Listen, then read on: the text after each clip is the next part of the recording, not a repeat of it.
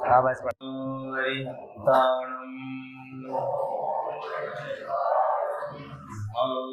सिद्धाणं नमो आयर्याणं नमो वज्रायाणं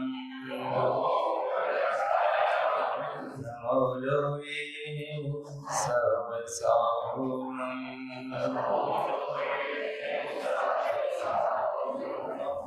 ओम शांति।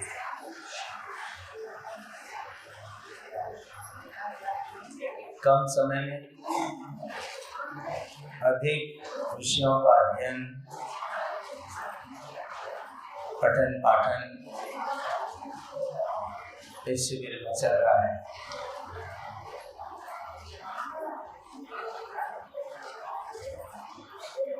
इसमें जो दो पक्ष हैं, तत्व ज्ञान और संस्कार,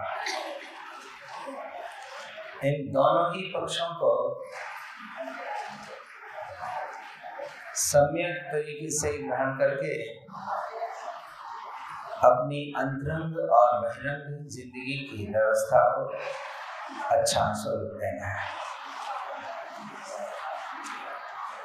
कल गीतांश ने अभक्ष के भेद बताए थे।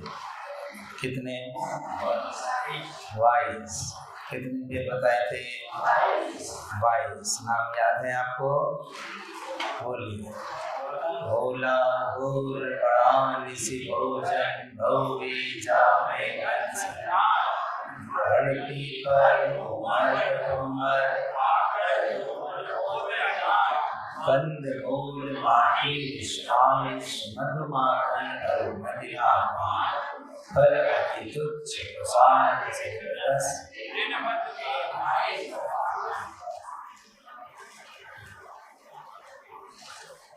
प्रयास ने कहा, भैया ये जो 22 वृक्ष के नाम तुमने बतलाए, इनमें जैसे आलू है, प्याज है, लहसुन है, इनकी तो इसमें नाम ही नहीं है, तो क्या ये भक्ष है?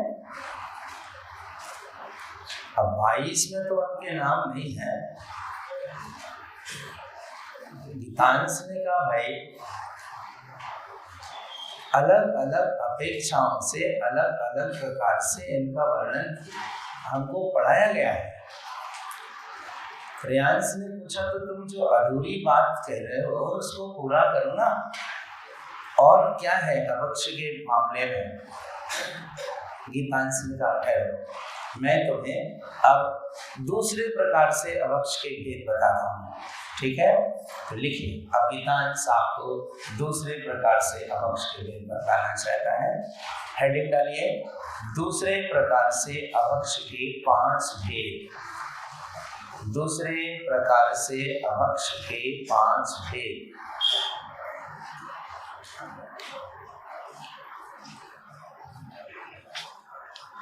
ये सब चीज जिंदगी में जानना समझना, और केवल जानना समझना ही नहीं, इनका आचरण, धारण और पालन भी बहुत आवश्यक है। क्या हेडिंग डाला? दूसरे प्रकार से अभक्ष के 5 भेद। अपन एक काम करते हैं, एक एक परिभाषा हेडिंग लिखेंगे और उसकी परिभाषा लिखते जाएंगे, है ना? इकट्ठे नाम लिखना, फिर परिभाषा लिखना। पहला, बहुत्रसघात अभक्ष। बहुत्रसघात अभक्ष। बहुत्रसघात अभक्ष। जितना बोला जा रहा है उसको पूरा पूरा लिखना है। बहुत्रसघात अभक्ष। परिभाषा लिखिए, जिन पदार्थों के सेवन करने से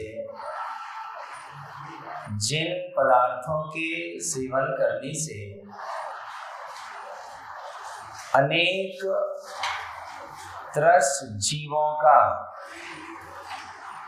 जिन पदार्थों के सेवन करने से अनेक त्रस जीवों का घात होता है, अनेक त्रस जीवों का घात होता है, उन्हें बहुत्रस घात अभक्ष कहते हैं। उन्हें बहुत्रस घात अभक्ष कहते हैं। जैसे 5 उदंबर फल,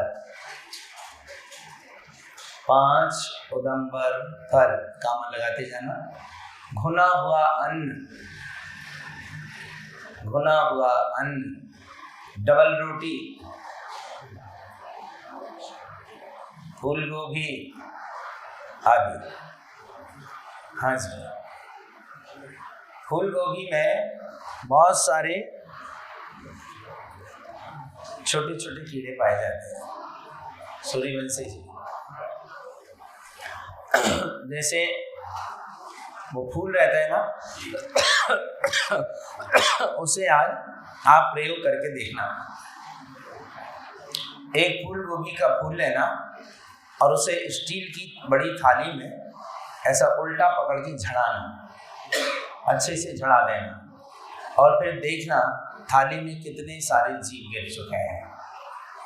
तो आप कितना ही उन्हें झड़ा लें, वो उसमें से निकलते ही जा रहे हैं। और उसे अपन हंसिया से या हाँ जो भी है मजाक से, आप समझ गए, बनाते हैं। तो उन जीवों की हिंसा होती है, बहुत जीव रहते हैं उसमें, इसलिए इन चीज़ों के खाने से अनेक त्रस जीवों का घात होता है। डबल रोटी है, भुना हुआ अन्न है, 5 तरह के उदंबर फल हैं, जैसे बड़, पीपल, उमर, कटुमर, पाकर। पाकर माने अंजीर होता है। इन फलों में भी अनेक तरह जीव रहते हैं। आप बरगद के वृक्ष के नीचे जो बड़े बड़े फल पड़े रहते हैं, एक आध फल को तोड़ के देखना, उसमें से उड़ते हुए जीव नजर आएंगे। ऐसे ही सेम पीपल के फल में होता है, मीठा लगता है, दोनों मीठे लगते हैं, लोग खाते हैं उनको, पर उनमें कितने सारे जीव उड़ते हैं। उन्हें खाना अनेक त्रस जीवों का घात करना है। भुने हुए अन्न में कीड़े पड़ जाते हैं, तो इन चीज़ों के खाने से अनेक त्रस जीवों का घात होता है। और मान लो ऐसी चीज़ें नहीं खाएंगे तो अपन मर जाएंगे, ऐसा नहीं। अभक्ष का सेवन नहीं करेंगे तो अपनी जिंदगी खत्म हो जाएगी, ऐसा तो नहीं है ना। लिखिए आगे, बहु स्थावर घात अभक्ष, बहु स्थावर घात अभक्ष।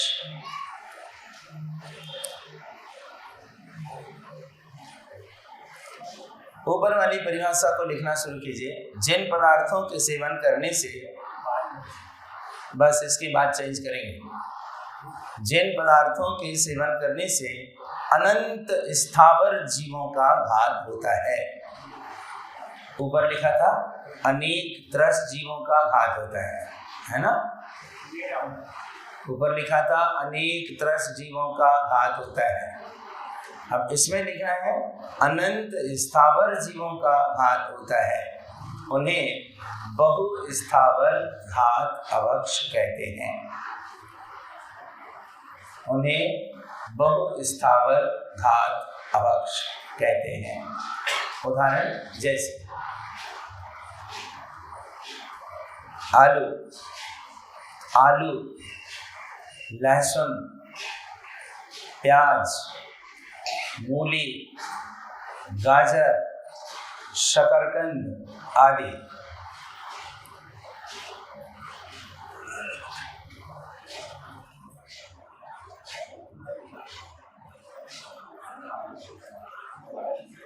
कुंदन भैया,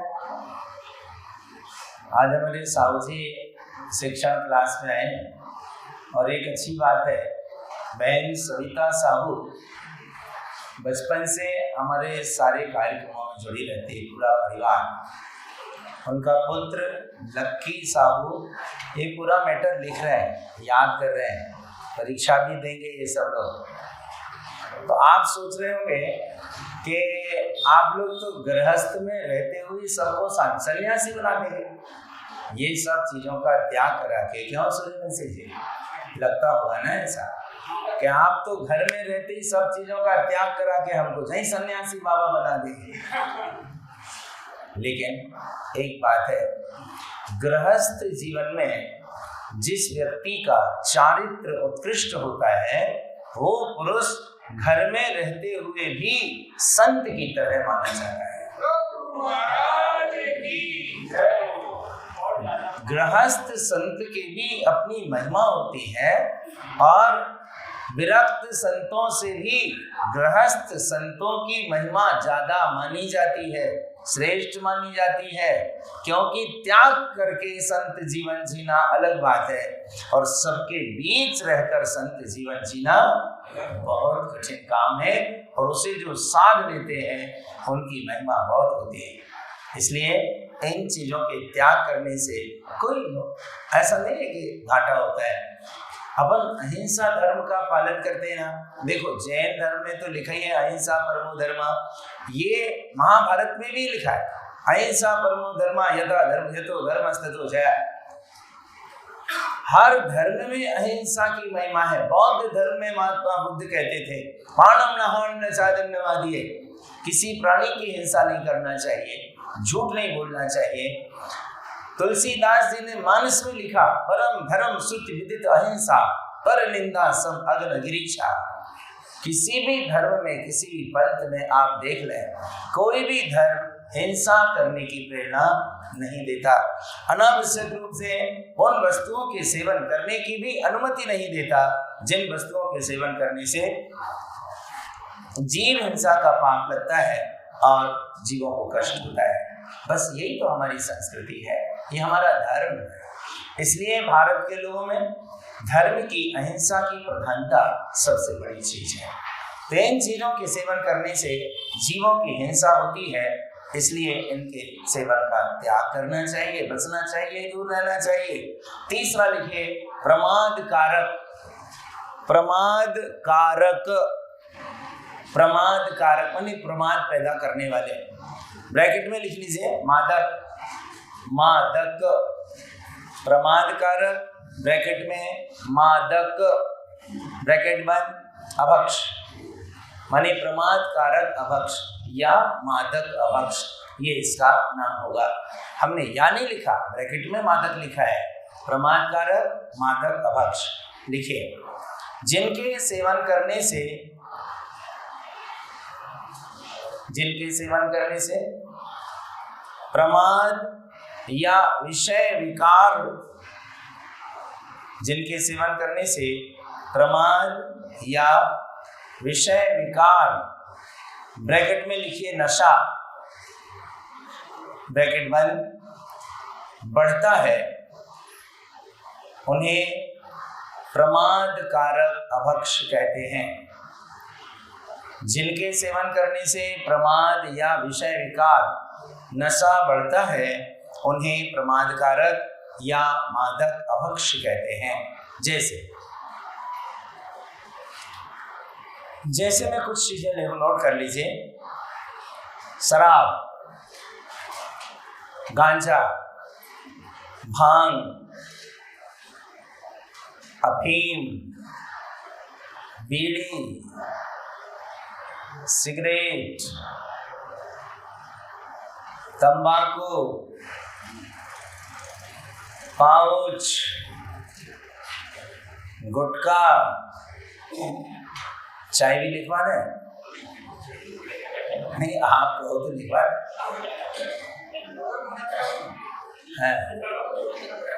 आगे जो भी मादकी अभक्ष है एक तरह से नशा पैदा करती है और लोगों की आदत पड़ जाती है, उसके बिना चैन नहीं पड़ती। खैर हम लिखवा नहीं रहे हैं, लेकिन आप समझ तो गए ना कि उसे भी इसमें, इस परिवार में उसको भी शामिल होना चाहिए। ये सब चीजें नशा पैदा करती हैं। कितने लोग अभक्ष वस्तुओं का सेवन करते हैं ये अभी अपने को सोचना है। अपन श्रावक हैं, अभी नवीन भैया समझा रहे थे। श्रा माने श्रद्धावान, वा माने विवेकवान, क माने श्रावक की कितनी विशेषताएं हो गई? 3। कौन कौन सी? तो अब श्रद्धावान, विवेकवान, क्रियावान होगा तब तो श्रावक कहलाएगा ना, कि नाम से श्रावक हो जाएगा। कि नाम धर लिया अमुक अमुक जैन, काय के जैन, हो रहे हैं बेचैन और लिख रहे हैं जैन, मन में नहीं है चैन और कहला रहे हैं जैन। तो श्रावक है तो श्रावक होने के नाते कम से कम ये सब चीज ख्याल में रखने की जरूरत है ना। दो और नोट कर लीजिए, फिर अपन 5 मिनट इस संबंध में बात करेंगे। और चूंकि हमारे पास लिखने का समय केवल आज का और कल सुबह का है, आज रात का और कल रात का है, बस इसके बाद केवल रिवीजन करना है और आपको ये सारी चीजें याद करवाना है। क्योंकि आप ये प्रमाद कारक नशा आशा करते हैं पता नहीं, पर ये छोड़ना चाहिए। आजकल पाउच खाने की लोगों की बहुत ज्यादा आदत पड़ गई है, जेब में वे शोभायमान होते ही रहते हैं, विमल, राजश्री, हाँ, माणिकचंद, कमला पसंद, सुनते से ही आपकी तो बातें खिल गई। मतलब कहीं ना कहीं दाल में काला है, कहीं ना कहीं दाल में काला है। और आप क्या समझ रहे हैं, क्या इन चीजों के सेवन करने से अपन भले इंसान कहलाएंगे? क्या इनके सेवन करने से अपन बहुत अच्छे बन जाएंगे? नशा करके कौन आदमी अच्छा बन सकता है? अभक्ष वस्तुओं का सेवन करके कौन आदमी अच्छा बन सकता है? इसलिए विवेकवान होने का मतलब ही है कि अभक्ष अपने जीवन में होना चाहिए या नहीं होना चाहिए। अगला चौथा पॉइंट लिखिए, तो इनका त्याग करना है। काय का? हाँ जी, विमला और कौन कौन से आते हैं, कमला और ये राजवास क्या होता है, विमल विमल सब, ये सब मिटाने वाले, उन पे लिखा है इसका सेवन करना स्वास्थ्य के लिए हानिकारक है। इसके बाद भी अपन अपनी जान जोखिम में डालकर तन का भी नाश करते हैं और धन का भी नाश करते हैं, और इनके नाश होने के साथ साथ अपने मन का भी नाश हो जाता है। मिलता क्या है?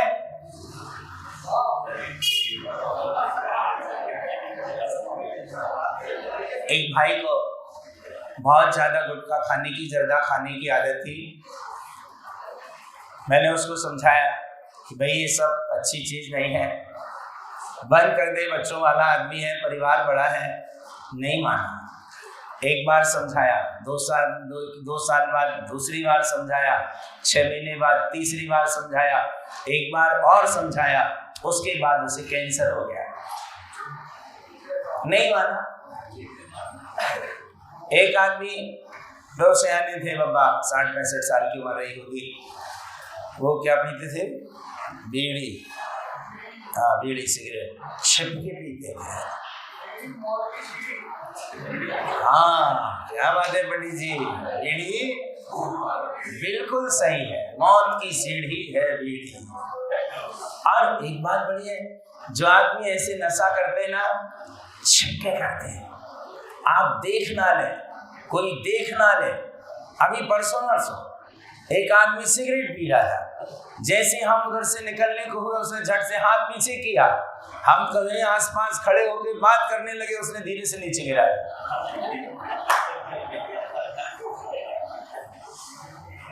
एक सज्जन थे, बीड़ी पीते थे। मैंने उनको कहा, मैंने कहा दादाजी आप तो सयाने हो गए हैं और अब आपको इन चीजों की आवश्यकता नहीं होना चाहिए, इनका त्याग करो ना, इनको छोड़ो। क्या लगे महाराज, अब तो बाबा ही छूट भाई मानी मरगन, अब तो बाबा ही छूट। मैंने उनको कहा कि वहां जाने की तिथि आएगी, अगर उसके पहले ही ये चीज आपको वहां ले गई तो कतले उम्दा ही तो है। व्यक्ति को अपनी जिंदगी की कीमत समझने नहीं आती। व्यसन इतने प्रिय लगते हैं कि जीवन हीन मालूम पड़ने लगता है। ये मनुष्य जन्म भारी पुण्य के उदय से प्राप्त हुआ है, और ये छोटे छोटे अभक्ष के सेवन और इन चीजों के करने से कोई हम बड़े हो जाएंगे, अच्छे मिल जाएंगे, हमको बहुत कुछ हो जाएगा, ये नहीं। इनसे और पुण्य क्षीण होता है, इनसे पुण्य क्षीण होता है, स्वास्थ्य का नाश होता है, हिंसा के सारे पाप लगते हैं, ढेर सारी बातें होती हैं। इसलिए इन चीजों को समझना बहुत जरूरी है। चौथा पॉइंट लिखिए, अनिष्ट कारक अभक्ष। अनिष्ट कारक अभक्ष लिखिए, जो पदार्थ भक्ष होने पर भी, जो पदार्थ भक्ष होने पर भी प्रकृति के विरुद्ध हों, अपनी प्रकृति के, जो पदार्थ भक्ष होने पर भी प्रकृति के विरुद्ध हों, उन्हें अनिष्ट कारक अभक्ष कहते हैं।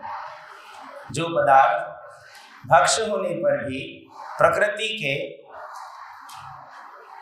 विरुद्ध हो, उन्हें अनिष्ट कारक अभक्ष कहते हैं।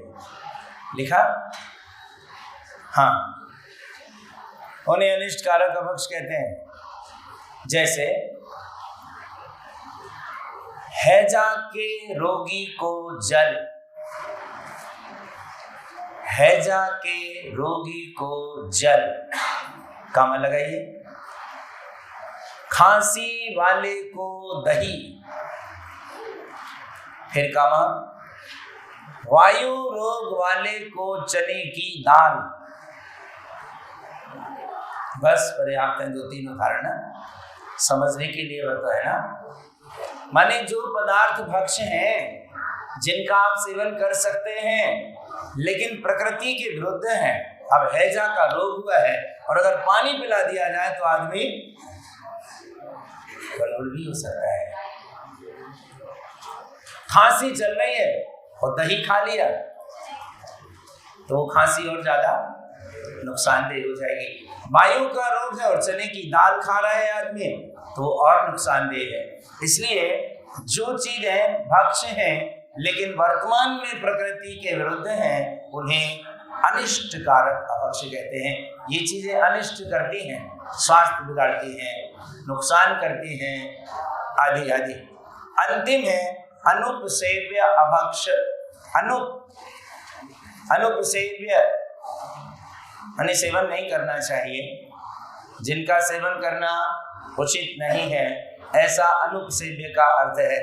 अनुपसेव्य अभक्ष लिखें, जो पदार्थ सेवन करने योग्य ना हो, जो पदार्थ सेवन करने योग्य ना हो, उन्हें अनुपसेव्य अभक्ष कहते हैं।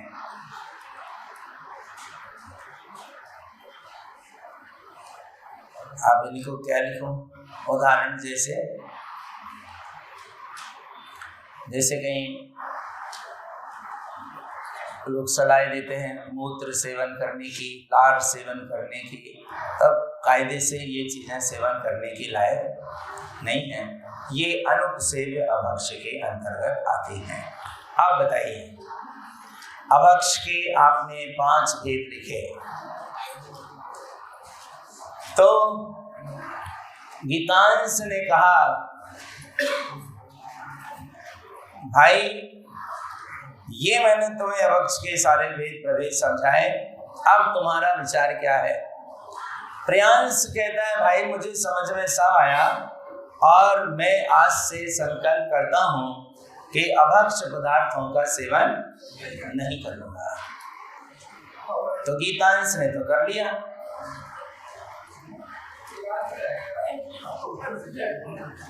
प्रियांश रह गया। तब प्रियांश को क्या करना है?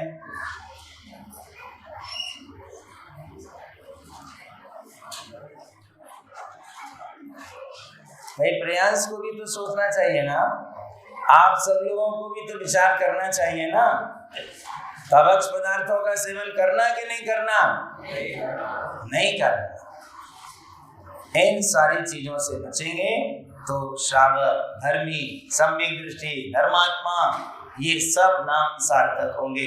और अगर ये करते रहेंगे तो नाम बड़े, दर्शन बड़े। आचरण से व्यक्ति का जीवन पवित्र बनता है, बातों से नहीं बनता। और उच्च कुल में जन्म लेने के बाद आचरण अगर नीचा है तो उच्च कुल का मतलब क्या है? ऊंचे कुल में जन्मिया और करनी ऊंच ना होए। ऊंचे कुल का जन्मिया करनी ऊंच ना होए।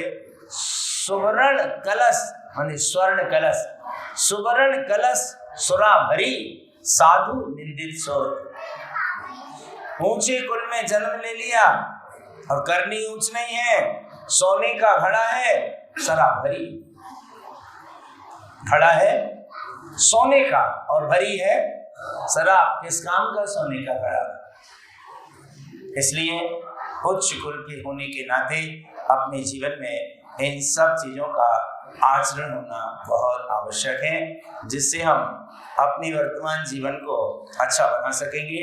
अभक्ष का पाठ हमारा यहाँ पर होता है और आज हमें छोटी सी कुछ बात समझना है सदाचार के संबंध में। एक छोटा सा आपसे प्रश्न पूछना है, पूछ लें।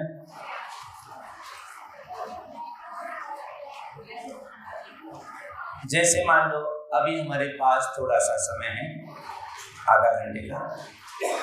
अगर इतने समय में ये पाठ पूरा ना हो पाए, जितनी चीजें शेष बच जाएं, तो क्या हम उन्हें अभी यहीं से फोटो निकाल के आपके ग्रुप में डाल दें, तो आप दिन में लिख सकते हैं उसको?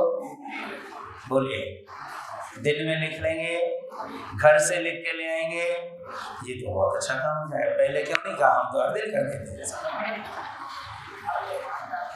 दरअसल क्या है, हमारी परिस्थिति कुछ ऐसी बन गई है आज की तारीख में कि हमारे पास आज सुबह का समय है इस विषय के लिए और कल का समय है शिष्टाचार को समझने के लिए, और रात्रि का समय है द्रव्य को, तत्व को, पदार्थ को, अस्तिकाय को समझने के लिए। अब केवल 2 टाइम बचे हैं और हमारा रात्रिकालीन सत्र में उद्देश्य था कि 27 तत्व पूरा करने के बाद 14 गुणस्थान भी हमें समझना था, लेकिन वो विषय ही इतना गहन है कि 7 दिन में कहाँ होने वाला है। उसको कम से कम 15 दिन का समय चाहिए।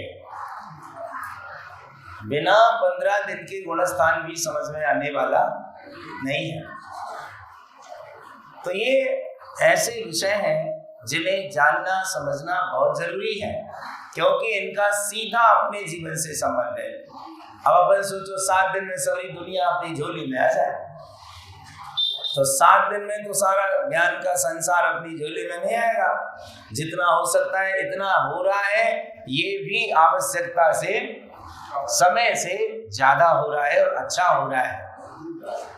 तो हम संस्कार की जो हमारी भावना है उसके साथ साथ, हाँ वो लिखे आपने? नहीं लिखे, हमने उसमें डलवाया था व्हाट्सएप ग्रुप में, आसादन दोष लिखे कि नहीं लिखे?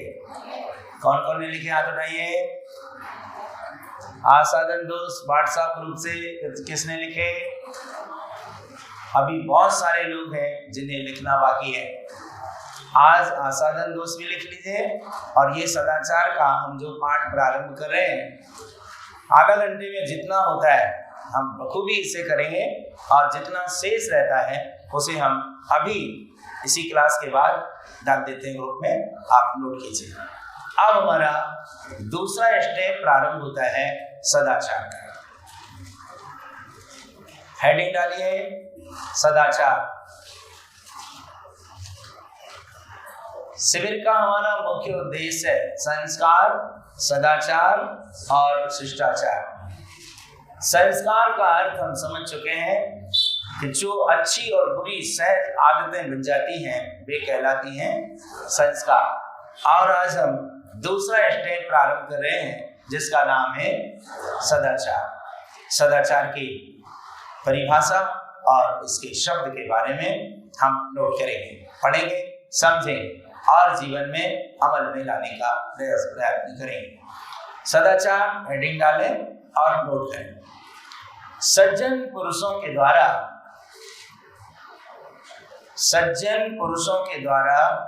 किए जाने वाले आचरण को सदाचार कहते हैं। सज्जन पुरुषों के द्वारा किए जाने वाले आचरण को सदाचार कहते हैं। इसका दूसरा बिंदु है संक्षेप में, निंदनीय कार्य नहीं करना सदाचार कहलाता है। निंदनीय कार्य नहीं करना सदाचार कहलाता है। तीसरा बिंदु है, निंदनीय कार्य नहीं करना सदाचार कहलाता है। तीसरा बिंदु है, धर्म, समाज और नीति के अनुरूप, धर्म, समाज और नीति के अनुरूप किए जाने वाले, धर्म, समाज और नीति के अनुरूप किए जाने वाले अच्छे आचरण को, नीति के अनुरूप किए जाने वाले अच्छे आचरण को सदाचार की श्रेणी में माना जाता है। और इस हेडिंग का अंतिम शब्द है सदाचार शब्द के बारे में। अंतिम पंक्ति नोट करेंगे, सदाचार शब्द दो शब्दों से मिलकर बना है। सदाचार शब्द दो शब्दों से मिलकर बना है। डैश लगाइए, आगे लिखिए, सत तामे हलंत, सत तामे हलंत, धन आचार, सत तामे हलंत। सदाचार शब्द दो शब्दों से मिलकर बना है।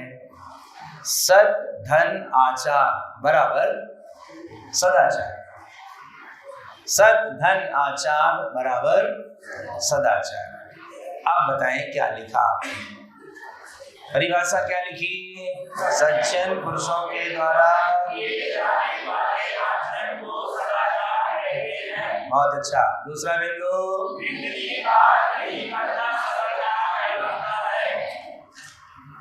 क्या ऐसा हो सकता है कि आप एक बार में जो चीज लिख रहे हैं उसे हमने एक बार दोहराया, दो बार दोहराया और वो चित्त में बैठ गया, वो याद हो गया। ऐसा हो सकता है? हो जाएगा ना? तो ऐसी ही कोशिश करना है। दो चार बार में, हम कह रहे हैं दो बार में नहीं होगा तो चार बार में होगा, पर प्रयास ऐसा ही कीजिए। दूसरा बिंदु क्या लिखा आपने? सदाचार। तीसरा, धर्म, समाज और नीति के किए जाने वाले अच्छे आचरण को। बहुत बढ़िया। सदाचार शब्द कैसे बना? सत धन आचार बराबर। तीन चीजें हैं, संस्कार, सदाचार और शिष्टाचार।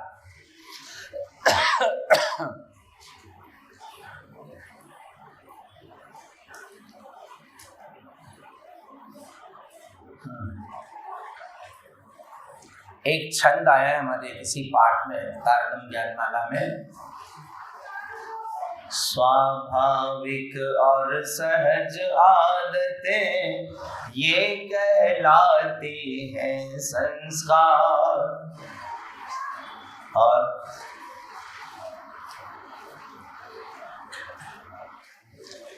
आगे, हाँ देखो,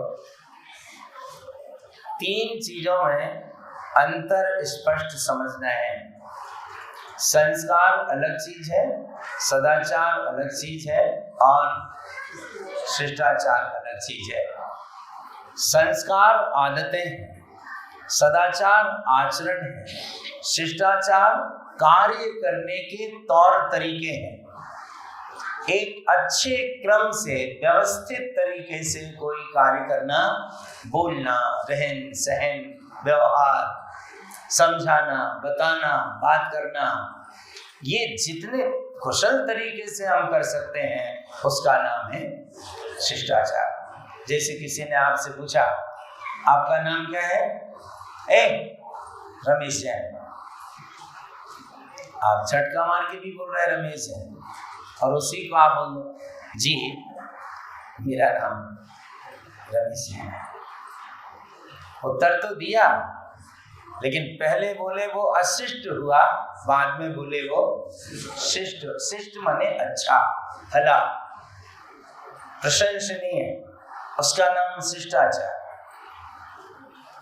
काम तो करना है, लेकिन अस्त व्यस्त करके हो गया, एक ये भी तरीका है। और दूसरा ये कि जो भी है उसे आप व्यवस्थित तरीके से जमा के रख रहे हैं, थोड़ा 5 मिनट का समय दे रहे हैं, काम हो रहा है, ये कहलाता है शिष्टाचार। विनम्रता पूर्ण आचरण, विनम्रता पूर्ण व्यवहार।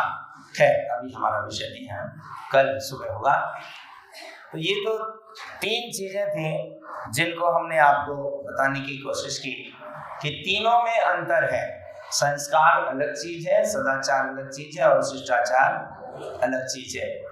तो आज हमें सदाचार के बारे में थोड़ी सी 2, 4, 5 बातें और लिखना है। लिखें, सदाचार क्या है?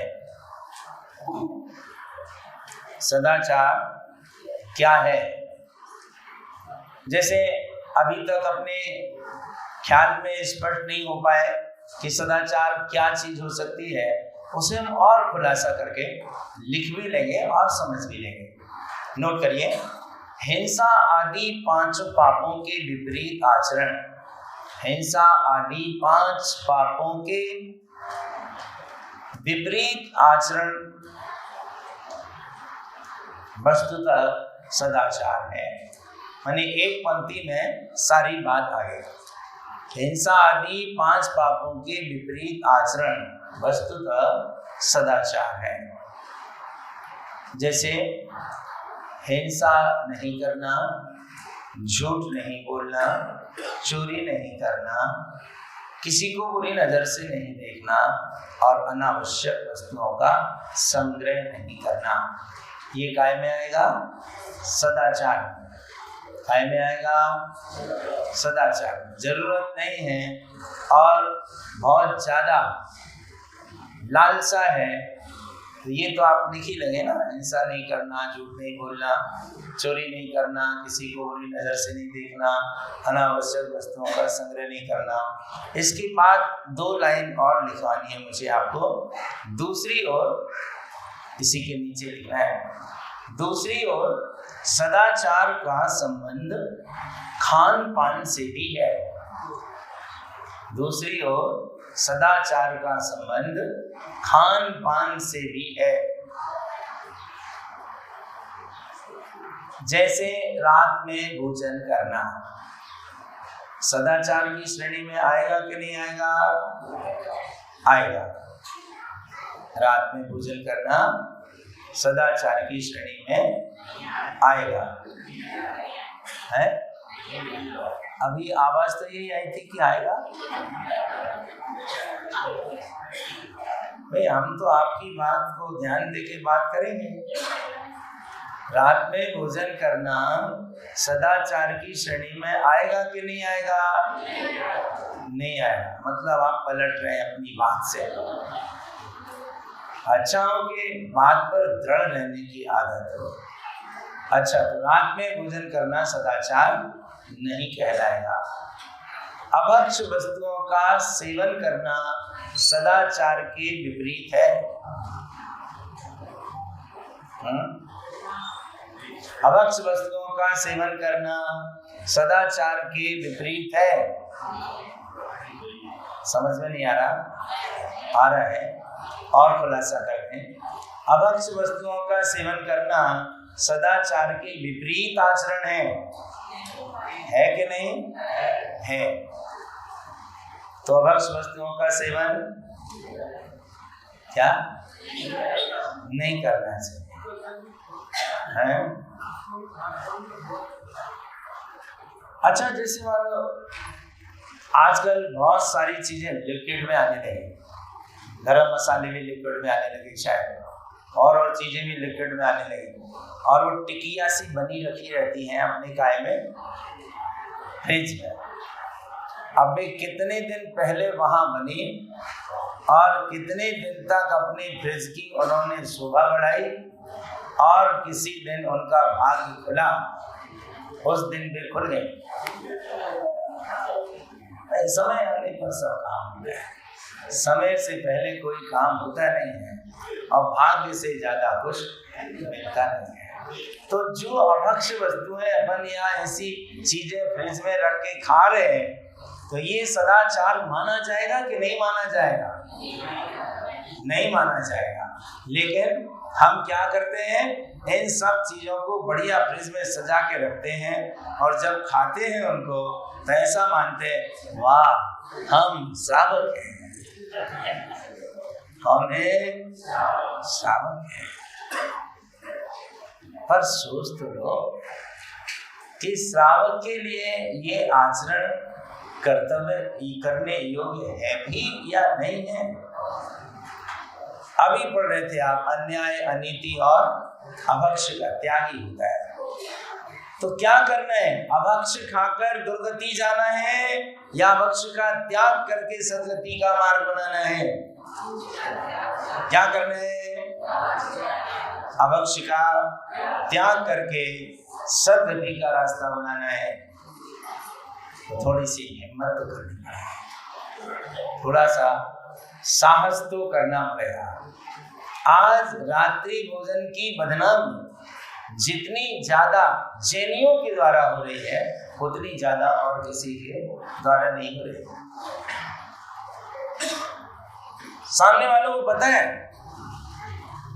सामने वाले को पता है कि ये जैन है, उनने आपकी व्यवस्था सूर्यास्त के पहले भोजन की कर दी। आपको कहा साहब आपका भोजन तैयार है, आप भोजन कर लीजिए। क्यों? ऐसी क्या जल्दी है? नहीं आप तो कुछ तो क्या बोलते हैं, अंथो अंथो अंथो अंथो करते हैं ना। हाँ, वो आपका कुछ नियम है ना, अंथो अंथो करने का। तो वो भोजन तैयार है आपका, आप कर लीजिए। अरे आप चिंता मत कीजिए, हमको तो सब चलता है। भ्रष्टाचारी सारे धर्म को दांव पर लगा दिया। अरे घर में सारा काम होता सो अलग, बाजार में सारा काम गलत होता है। कम से कम इतनी मर्यादा तो रखो, कम से कम इतना विवेक तो रखो। क्या फर्क पड़ता है एक दिन रात में नहीं खाएंगे तो? क्या फर्क पड़ता है इन अभक्ष वस्तुओं का सेवन नहीं करेंगे तो? लेकिन इनके आदी हो जाना, इनके आश्रित हो जाना, ये बहुत नुकसान वाला था। तो सदाचार के बारे में आपने आधी सी चीज लिखी है। दूसरी ओर सदाचार का संबंध खान पान से भी है। इसके आगे का एक वाक्य है, हमारे खान पान में, लिखिए, हमारे खान पान में अभक्ष पदार्थ ना हो। हमारे खान पान में अभक्ष पदार्थ ना हो, मर्यादित आचरण हो, इसका नाम सदाचार है। हमारे खान पान में अभक्ष पदार्थ न हो, मर्यादित आचरण हो, इसका नाम सदाचार है। बिना सदाचार की भूमिका के किसी को सम्यक दर्शन की प्राप्ति होने वाली नहीं है। बिना अच्छे संस्कार बनाए किसी को सम्यक दर्शन की प्राप्ति होने वाली। आत्मा परमात्मा कैसे दिखेगी? आईने पर धूल जमी है और हम साफ सुथरा चेहरा देखना चाहते हैं। कम से कम चेहरा देखने की लालसा है तो आईने की धूल को साफ तो करना पड़ेगा ना। आत्मा परमात्मा चर्चा से नहीं दिखता, आईने की धूल साफ करो सामने दिखेगा। क्योंकि ये धूल के कारण, ये खोटे संस्कार, ये सदाचार के विपरीत आचरण, ये शिष्टाचार के विपरीत आचरण, ये धूल है। और जब तक ये धूल जमी रहेगी तब तक आत्मा परमात्मा नहीं दिखेगा। जिस दिन अच्छे संस्कार होंगे, सदाचारी जीवन होगा, शिष्टाचार पूर्ण आचरण होगा, ये सारा सब कुछ हमारा बगीचा तैयार हो जाएगा सद्गुणों का, तो सम्यक दर्शन दौड़ा दौड़ा आएगा। परमात्मा निमंत्रण दे के आएंगे, भाई घर से कहीं बाहर मत जाना, मैं तुम्हारे घर आ रहा हूं। भगवान का बुलावा आएगा, ये अच्छा वाला बुलावा आएगा। ये कैसा बुलावा आएगा? अच्छा वाला बुलावा आएगा। और मान लो शराब पीते रहे, नशा करते रहे, उल्टा सीधा खाते पीते रहे, जर्दा खाते रहे, पाउच खाते रहे, सारे अंट संट सारी चीजों में मन लगाए रखे, बुलावा तब भी आएगा। बुलावा तब भी आएगा, लेकिन वो बुलावा कैसा होगा? अब तुम्हें यहाँ रहने का अधिकार खत्म हो चुका है, चलो आपके साथ। मोड़ा को ब्याह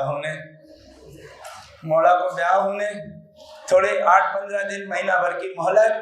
काहे की मोहलत? शिक्षण शिविर में तुमसे कहा था ना कि इनको छोड़ दे, तुमने ध्यान नहीं दिया, अब कहते हो मोहलत।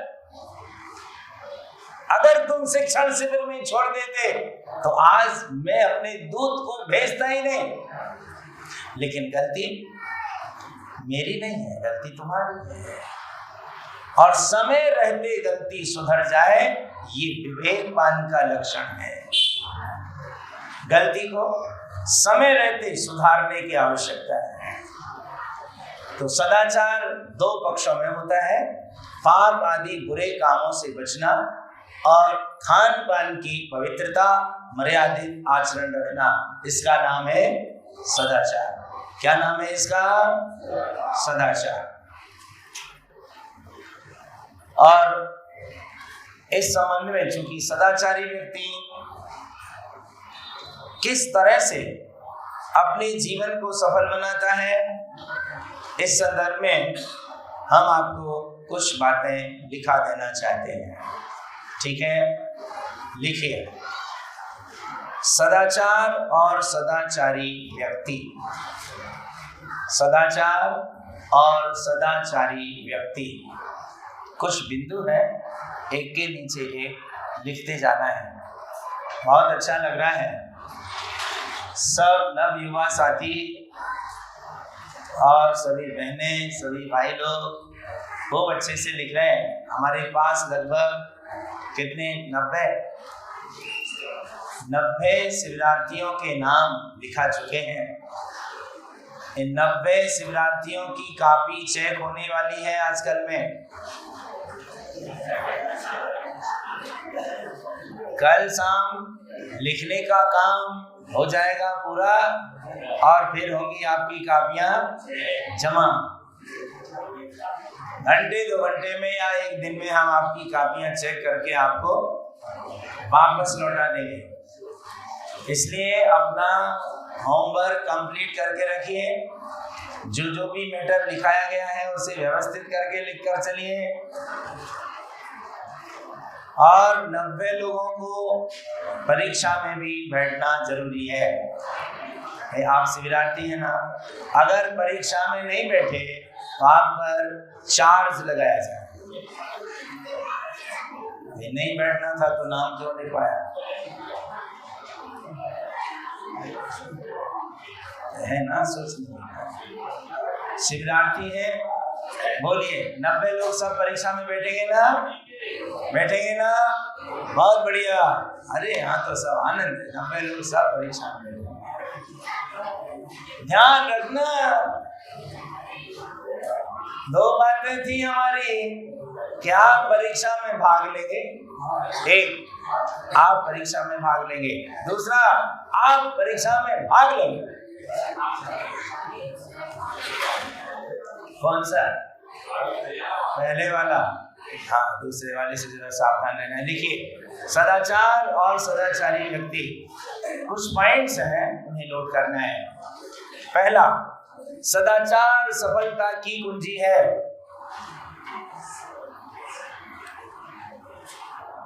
ये वही बच्चा बैठा है जो कहता है हमको कुछ नहीं आता, है ना? कुछ नहीं आता ना आपको? बहुत अच्छा है। जो जिसको कुछ नहीं आता ना, उसी को सब कुछ आता है। इसलिए आदमी को ये नहीं कहना चाहिए कि मैं सब कुछ जानता हूँ। शौर्य की तरह होना चाहिए कि मुझे कुछ नहीं आता। क्या बेटा, है ना? लेकिन केवल ज्ञानी होना पड़ेगा इसके लिए।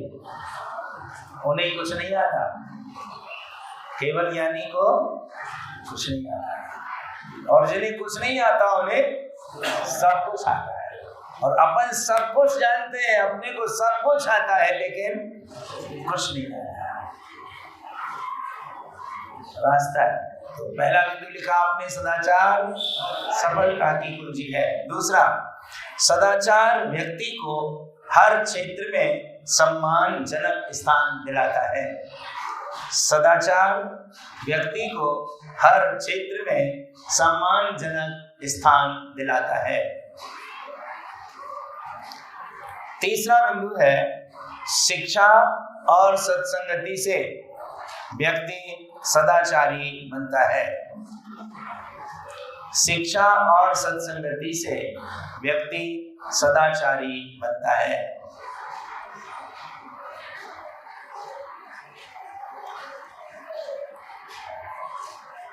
तीसरा बिंदु है, सदाचारी व्यक्ति हमेशा सत्पुरुषों के आचरण का अनुसरण करता है। सदाचारी व्यक्ति हमेशा सत्पुरुषों के आचरण का अनुसरण करता है। और अंतिम बिंदु है, सदाचारी व्यक्ति अच्छे आचरण का प्रत्यक्ष उदाहरण है। सदाचारी व्यक्ति अच्छे आचरण का प्रत्यक्ष उदाहरण है।